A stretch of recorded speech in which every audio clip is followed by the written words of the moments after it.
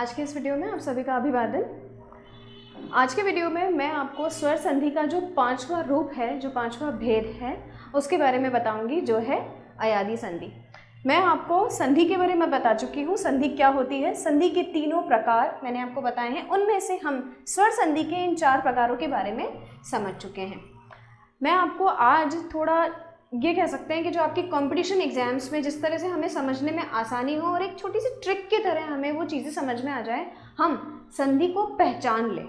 सबसे पहले मैंने आपको ये बताया था आपका उच्चारण, और दूसरी चीज़ ये, आप संधि विच्छेद अगर सही करते हैं, सही शब्दों में उसे तोड़ते हैं, तो आप संधि आसानी से पहचान पाएंगे। दूसरी बात ये कि स्वर संधि में ये जो पांचों संधियां हैं, स्वर संधि के जो पांचों भेद हैं, इन्हें पहचानने का एक शॉर्ट तरीका, एक जो ट्रिक वाली बात है ना, वो किस तरह से हो सकता है, ये मैं आपको आज बताती हूँ। सबसे पहले हम इन 4 के बारे में बताएंगे, फिर आज पूरे अच्छे से आराम से हम अयादी संधि के बारे में पढ़ेंगे। हम 4 संधियों के बारे में पढ़ चुके हैं।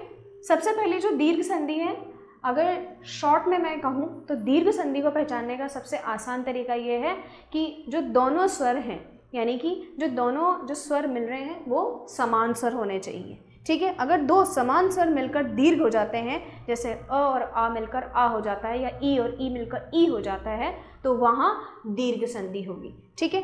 दूसरा जो गुण संधि है, इसमें समान स्वर न होकर असमान स्वर मिलते हैं और वो दीर्घ हो जाते हैं। तीसरी जो वृद्धि संधि है, वृद्धि संधि में वृद्धि यानी जो पहले ए और ओ और अर हो रहा था, किसमें, गुण में, वो यहाँ पे अ और अ हो जाता है। चौथी संधि है यण संधि।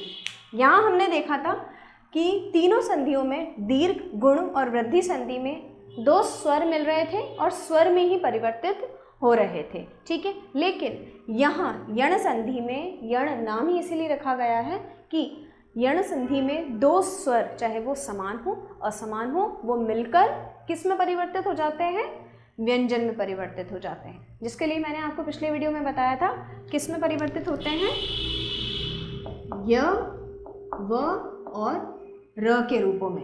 ठीक है, आज हम स्वर संधि का जो 5वां भेद है अयादी संधि, उसके बारे में चर्चा करेंगे।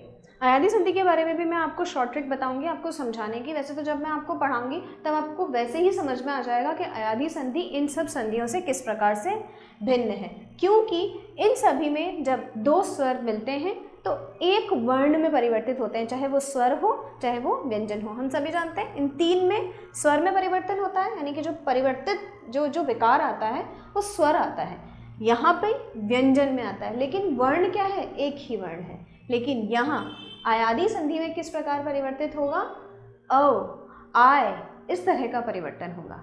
ठीक है, सबसे पहले हम पढ़ते हैं अयादी संधि में क्या होता है। जब जो स्वर जब मिलते हैं, तो जैसे जो ए ओ और औ, सबसे पहले ध्यान रखने वाली बात यह है कि जब 2 शब्द मिल रहे हैं, यानी कि जब संधि हुई है, जब 2 शब्दों की जब संधि हुई है, तो उसके पहले शब्द की जो अंतिम ध्वनि है वो इन 4 में से एक होनी चाहिए। ये चारों अलग अलग वर्ण नहीं है, हम सभी जानते हैं कि ये ह्रस्व है और ये दीर्घ स्वर है, एक ही का रूप है, एक का ही रूप है, ये ह्रस्व है और ये दीर्घ है। उसी प्रकार से ये ह्रस्व है और ये दीर्घ है। एक विशेष बात मैं आपको और बता दूं, जो प्राचीन परंपरा से जो हमें जो ध्वनियाँ प्राप्त हैं, जो ध्वनियाँ मिली हुई हैं, जो वैदिक परंपरा से हमें जो ध्वनियाँ प्राप्त हैं, वो सिर्फ ए और ओ ही है। इसके अंदर अ जब ध्वनि मिल जाती है, जब जोड़ दी जाती है, तब परिवर्तित होते होते वो अय और औ हो जाती है। इसी के अंदर जब ये 4 स्वर हम सबसे पहले देख लेंगे, विशेष रूप से ये 4 ध्वनियाँ होनी चाहिए। प्रथम शब्द की अंतिम ध्वनि इन 4 में से एक होनी चाहिए। इसके बाद इनमें अगर कोई असवर्ण यानी कि कोई भिन्न स्वर जब मिल जाता है, तो वहाँ पर किस तरह का विकार उत्पन्न होगा, देखिए।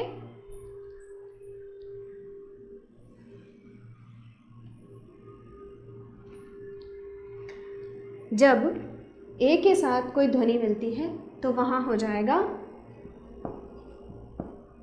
अय, ठीक है। ए के साथ मिलती है तो हो जाएगा आय। ओ के साथ औ, और औ के साथ आओ। इनमें अयादी संधि को पहचानने का दूसरा तरीका ये भी है कि ये सामान्यतः उन शब्दों में होती है जिन शब्दों का हम संधि विच्छेद नहीं करते हैं, प्रचलित नहीं है। जिस तरह से मैं शब्द बोलती हूँ पवन, पावक, धावक, इस तरह के शब्द। क्या आप अगर जो हिंदी नहीं पढ़ते हैं या जिन्होंने विशेष रूप से हिंदी नहीं पढ़ी है वो जानते हैं, वो यही जानेंगे कि इन शब्दों का संधि विच्छेद नहीं किया जा सकता, क्योंकि ये तो एक मूल रूप है, एक मूल शब्द है। लेकिन ये अयादी संधि के उदाहरण हैं। देखते हैं आगे हम। ये आपने देख लिया, इसके एक एक के उदाहरण मैं आपको देती हूँ। इसके उदाहरण देने के लिए मैंने आपके लिए एक चार्ट प्रिपेयर किया है। अभी आपके सामने स्क्रीन पर एक चार्ट आएगा, उसके अंदर आपको सभी तरह के यानी कि अयादी संधि के सभी तरह के जो उदाहरण हैं उसके अलग अलग रूप मैंने समझाए हैं। ये चार्ट मेरे द्वारा बनाया गया है और इसमें सभी तरह के उदाहरण समझाए हैं, जिनमें सबसे पहले मैंने लिया है ए योग अ। जब ए के साथ यदि अ स्वर मिलता है तो जो नया जो विकार उत्पन्न होगा, जो शब्द है उसमें जिस तरह का विकार उत्पन्न होगा वो होगा अय। उदाहरण लेते हैं, ने योग अन जो होगा नयन। अब हम देखेंगे ये किस तरह का शब्द है। ऐसा लगता है कि ये मूल शब्द है, लेकिन नहीं, ये मूल शब्द नहीं है, अपितु इसके संधि विच्छेद किया जा सकता है। दूसरा उदाहरण इसी तरह का है, शे योग अन शयन। इसमें देखिए ए के साथ जब अ मिल गया है तो वो क्या हो गया है, शय, शय अय, ठीक है। श के साथ अय, ठीक है। इसी तरह से चे योग अन चयन। अब पास में देखिए अय के साथ जब अ मिल गया है तो वहाँ विकार किस तरह का उत्पन्न होगा, आय। जो ह्रस्व जो स्वर था उसके साथ अय हो रहा था और उसी के दीर्घ स्वर के साथ जब अ मिला दिया गया तो वहाँ हो गया आय।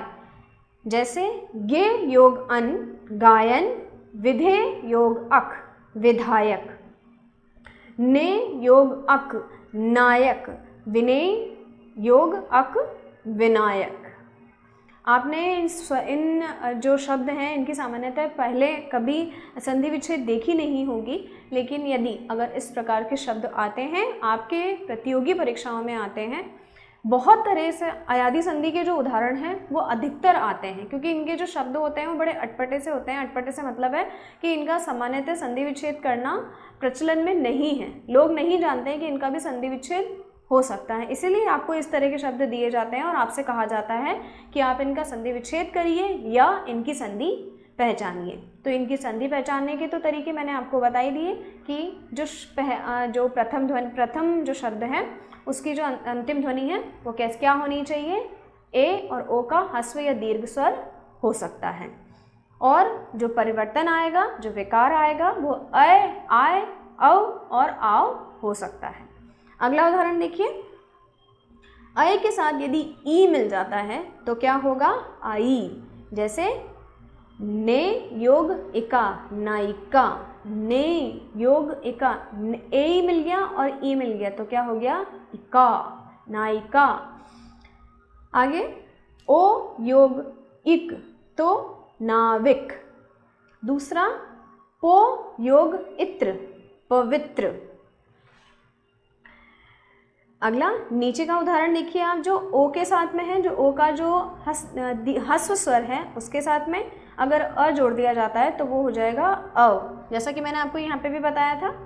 उसी तरह से चार्ट में जो उदाहरण दे रखे हैं उसके वो हैं गो योग अक्ष गवाक्ष, भो योग अति भवती, भो योग अन भवन, पो योग अन पवन।